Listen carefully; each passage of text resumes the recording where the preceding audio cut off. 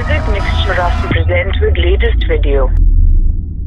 নমস্কাৰ বন্ধুসকল, স্বাগতম জনাইছোঁ মিউজিক মিক্সাৰ আসামলৈ এটা নতুন ভিডিঅ'ৰ সৈতে। বন্ধুসকল, আজি ভিডিঅ'টোত আমি পাঠ কৰি লৈছোঁ এই অনুষ্ঠানটো একাধিকভাৱে পাঠ কৰি থকা উপন্যাস সম্ৰাট ৰজনীকান্ত বৰদলৈ ৰচিত মিৰি জীয়ৰী উপন্যাসখিনিৰ অষ্টম অধ্যায়।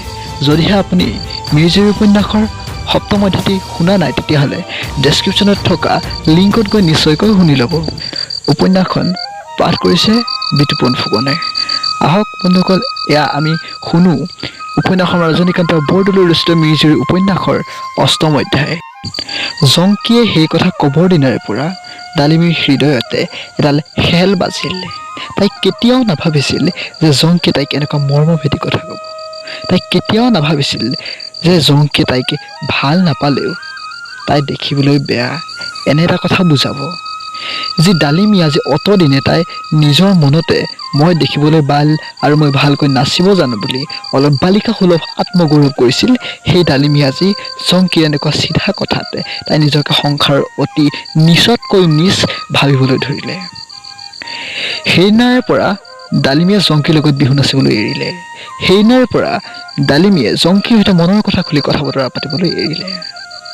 অৱশ্যে ডালিমী যে জংকীয়ে প্ৰাণৰ পৰা শত্ৰুভাৱ কৰিলে এনে নহয়, বৰং তাৰ চিধা কথাতে তাক শত্ৰুভাৱ নকৰি সি যে এক খোলা চিত্ৰৰ মানুহ এইটোহে বুজিলে।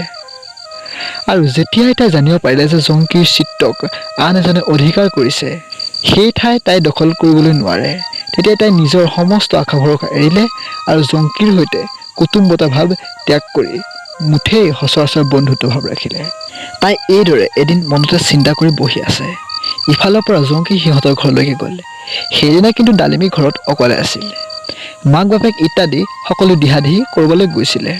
জংকীয়ে লাহেকৈ সিহঁতৰ চোতালৰ আগতে বহিলগৈ আৰু ডালিমীক দেখা পাই সুধিলে, ডালিমী, বাপেৰ ক'লৈ গ'ল? ডালিমীয়ে উত্তৰ দিলে, জংকী, সিহঁত আজি ঘৰত নাই, গধূলিহে আহিব। কেলে বোপাইক বিচাৰিছ জংকী?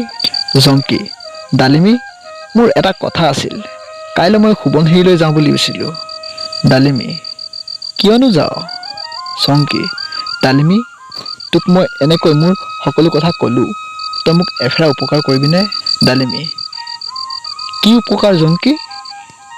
জংকী, তোৰ বাপেৰৰ ৩-৪খন নাও আছে, কাইলৈ মই সোৱণশিৰিলৈ যাওঁ বুলিছিলোঁ, নাও এখন লাগিছিল। ডালিমী, মোক কচোন নাওনো কেলেই?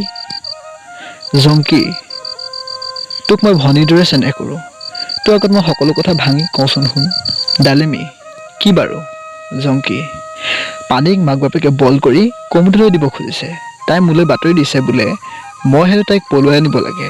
ডালিমী, মোৰ যদি জীৱনটোও যায় তথাপি তাইক মই নেৰোঁ, বাপেৰকো আহি মই ক'ম, তয়ো দিবলৈ কবিনে? ডালিমী মুখ ফিৰাই, বাৰু কম দে। জংকী ডালিমীৰ হাতত ধৰি, ডালিমী, তই প্ৰকৃততে মোক ভনীৰ দৰে চেনেহ কৰ। ডালিমী, যাওঁ দেই। ডালিমী মুখ ফিৰাই, যা গৈ না জংকী। জংকী, ডালিমী, তই দেখোন কান্দিছ, কিয় কান্দিছ ডালিমী? ডালিমী পানেইৰ দুখৰ কথা শুনি। এই কথা কোৱাৰ পাছতে জংকী উঠি গ'ল, কিন্তু তাৰ হৃদয়খনত আজি ডালিমীৰ চকুলো দেখি অলপ সন্দেহৰ ভাৱে খেলিবলৈ ধৰিলে। কিন্তু যে কি নহওক, সি মনে মনে এইটোকে ভাবিলে যে ডালিমী প্ৰকৃততে তাৰ বৰ সহৃদয়, ডালিমী প্ৰকৃততে তাৰ বৰ উপকাৰী ভনীয়েকৰ দৰে। আৰু ডালিমী, পাঠক, ডালিমীৰ প্ৰকৃত অৱস্থা কি বুজিব পাৰিছেনে? তাইনো কেলেই কান্দিছে? তাই বুজিব পাৰিছে যে জংকীৰ চেনেহ দৃঢ়ৰূপে পানেইলৈহে বাঢ়িছে। সেই চেনেহৰ সোঁত আন কোনোফালে নপৰে। সেই দেখি তাই হৃদয়ত মৰ্মান্তক বেদনা পালে। সেই বেদনা তাই চেষ্টা কৰি দমাব নোৱাৰিলে।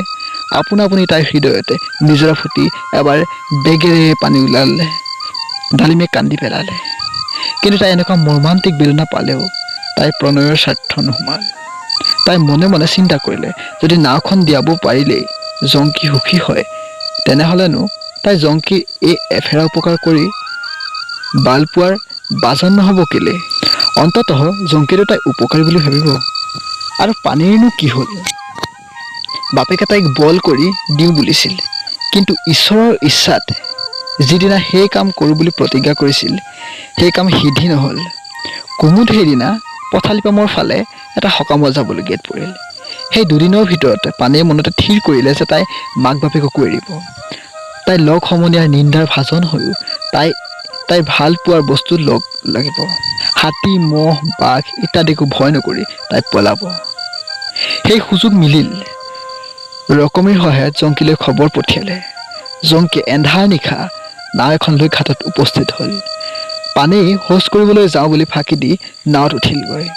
তেতিয়াই সেই নাও দ্ৰুত বেগেৰে আই সোৱণশিৰিৰ ধাৰতে আৰু বলিষ্ঠ জংকীৰ বঠাৰ চাবতে ৰাতাৰাতি ভটিয়াব ধৰিলে।